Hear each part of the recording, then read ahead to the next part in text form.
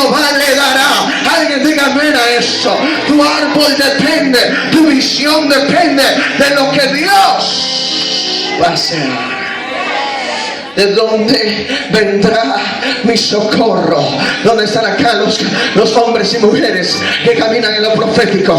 ¿De dónde vendrá mi socorro? Quiero ver, ¿de dónde vendrá mi socorro? Mi socorro viene de Jehová, quien hizo los cielos y la tierra. Tal vez usted dice, pero es que nadie me apoya. Echa raíces, Dios te va a levantar.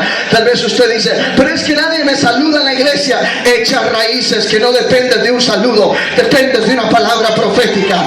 Tal vez usted dice, pero es que nadie me sonríe en la iglesia.